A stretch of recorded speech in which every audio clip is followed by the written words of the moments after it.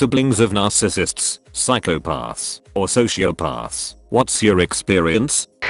It's interesting really. My mom died recently. When I called my sister to come down the day before she died, she said I thought she was going to die today. I'm not disappointed, but I can't keep missing work. The next day I called her to come to the hospital again as the doctor, and I made the decision to take her off the ventilator.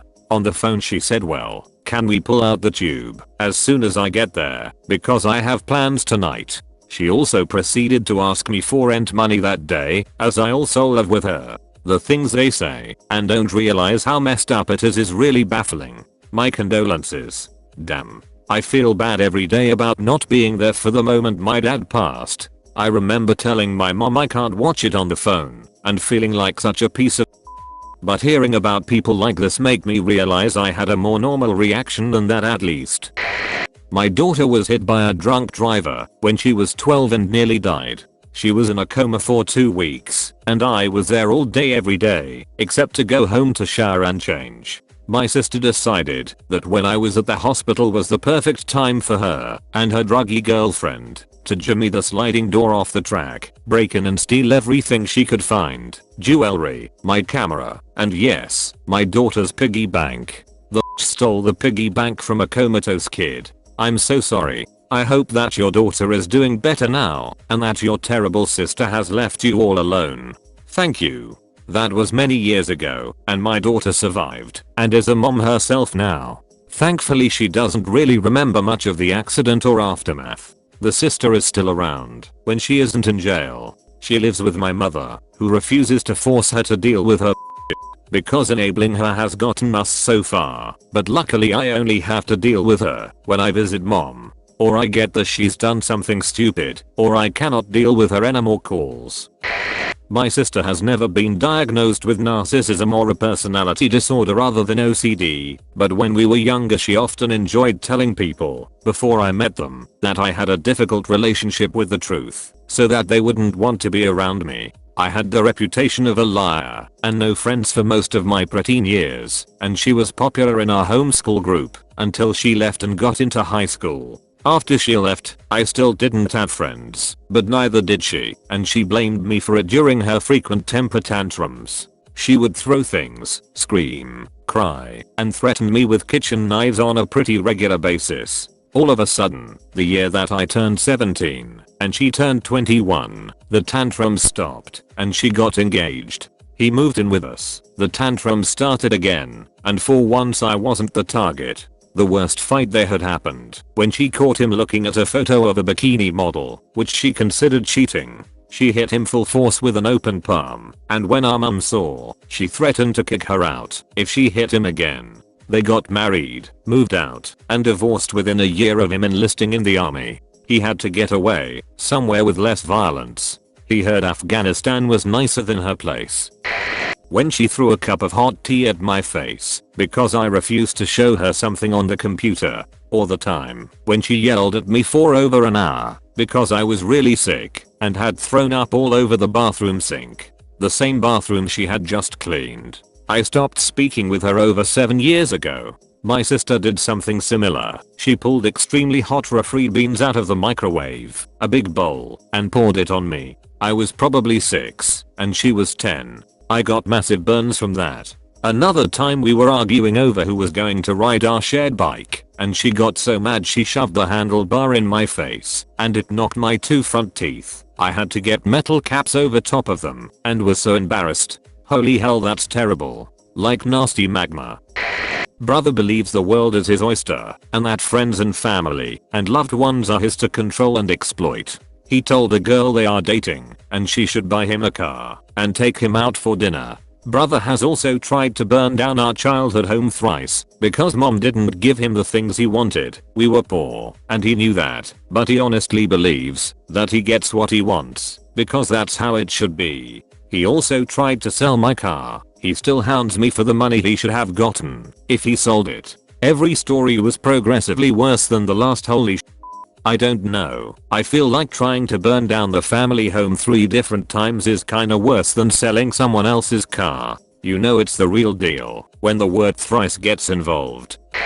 My brother was one of those grandiose narcissists. A typical example of his everyday behavior was the time he purchased a can of an uncommon brand of cola and then bragged for days about it, as though he had discovered the cure for cancer or something, all because it wasn't Pepsi or Coke, those were for common people. My mom would hang on his every word. She pretty much lived vicariously through him, and he could do no wrong in her eyes. He could act like a jerk towards me, and she would make excuses for him, no matter how awful it was. However, once when he didn't like the birthday gift I have him, she acted like I had committed a crime. Our parents were really against drugs. However, when my brother decided to grow marijuana in our house, our mom was enthusiastically supportive of it. However, a few years later, when I smoked pot and my parents found out, well, suddenly I was the one who ruined Christmas for the family. My brother was living 3,000 kilometers away when she became gravely ill. I phoned him and told him he needed to get out here pronto if he wanted to say goodbye. The best he could manage was to come out a week later. She hung on for that week waiting for him to show up.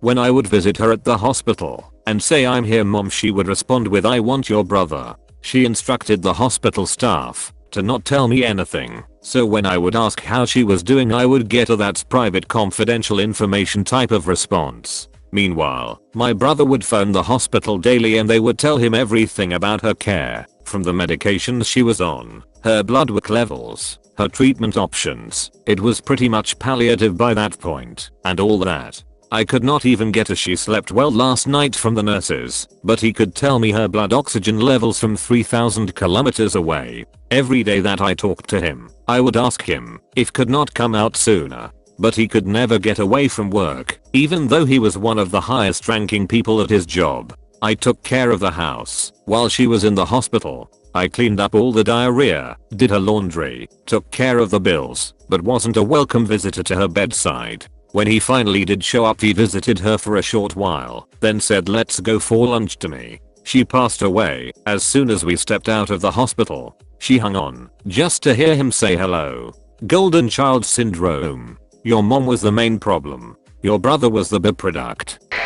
When I was 10, my mom put a lock on my door because my brother started threatening to kill me and my mom in the night. When I was 14, he fixated on my mom and threatened to burn down our house, shoot my whole family, and steal all the valuables and drive away. That same year, he was 17, he took our car and ran away from home for 2 weeks. We ended up calling the police on him. When he came home, the police decided that it would be best if he lived somewhere else, so he did. As we were cleaning out his room, we found hundreds of knives, a handgun, lighter fluid, gasoline and lighters.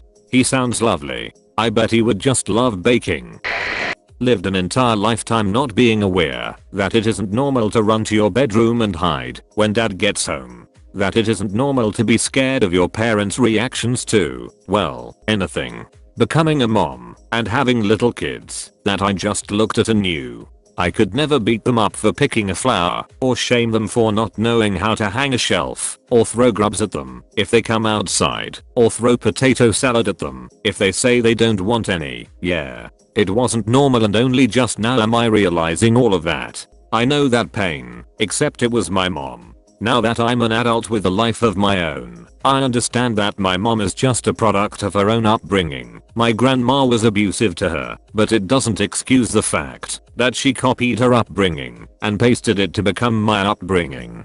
Don't have kids of my own yet, but my friends' kids are like my nephews and nieces, ages range from on the way to 6, and they are such amazing kids. My mom would yell at me for several minutes and tell me I don't amount to because I'd do something like drop food out of the plate. These kids have dropped milk on accident, of course, and of course I don't get mad at them. I just get flashbacks of getting beaten up for it and wonder why the did my mom ever have kids. I was playing with a suitcase while watching TV. I was small enough to fit myself in it. My brother, nearly 4.5 years older than me, saw what I was doing and asked to zip me up in it. After already having learned to never trust him, I asked mom to watch us to make sure he didn't do anything stupid. He zipped me up inside the suitcase and started carrying it in a shuffle step. Thump, thump, thump. I heard the sliding door to the enclosed patio open. Mom started screaming, and I could hear her slapping my brother repeatedly. The suitcase fell over onto its side with me still in it. I managed to pry open the zippers from the inside and got myself out of the suitcase as quickly as possible. Mom was still slapping at my brother, screaming why. I was 2 feet away from being dumped inside a suitcase into the family hot tub. He laughed and said that I would have floated. What's the big deal? So, yeah, that's what it was like growing up with a sociopath. That's terrifying. I'm glad you knew to have your mom nearby or else he could have drowned you. It's always difficult to share my problems with them because they also had that same problem at some stage of their life, and it was much harder for them than that is for me apparently. My sister is like that. She once told me that I apparently don't remember our childhood very well. Bitch, I remember the times you ran the gas tank to zero, typically got our brother to pay for it, the she talked my freaking brother into. He was spoiled, so he didn't mind, and maneuvered a situation in which my father slammed me into a wall and screamed at me to fill the damn tank. I remembered a mother who was willing to have me kicked out of the house for you started suddenly balk at punishing you. When I showed her the proof, princess probably didn't mean to do it.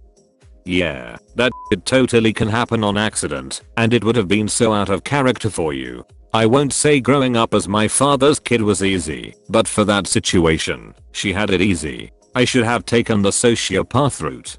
Damn did me, and you share a sister Mayo. The only difference I have from your story is we were living with my grandparents cause our mom was bad and I actually got kicked out. Like damn really shows you where you stand when they can do no wrong, and even if you do prove you're the victim you still have to pay. Brother was doted on as a child because he was gifted at basketball. Literally had no consequences growing up and could do whatever he wanted. Treated me and our parents like absolute crap, and they still doted on him, while I would get the belt for the most benign and asinine stuff. My brother's life is absolute crap right now. He has no sense of self-worth, and just gets handouts from my parents. He is in his late 30s and my parents are giving him money for rent and food.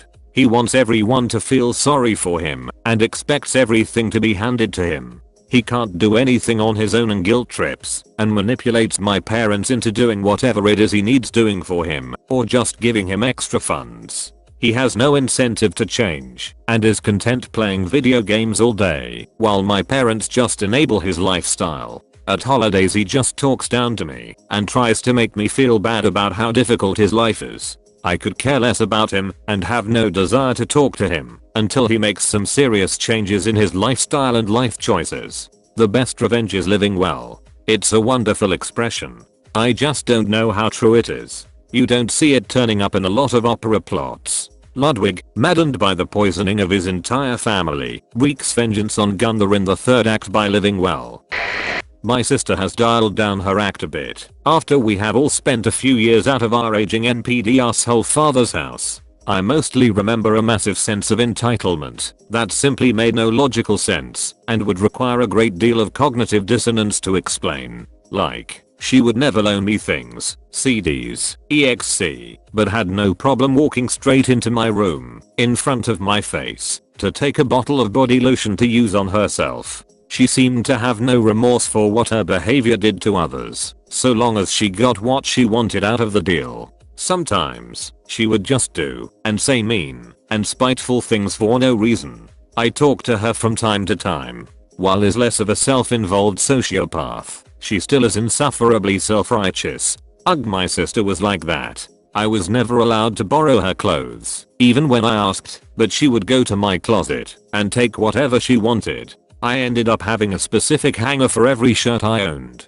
I could look at my closet and know what was missing by the empty hanger.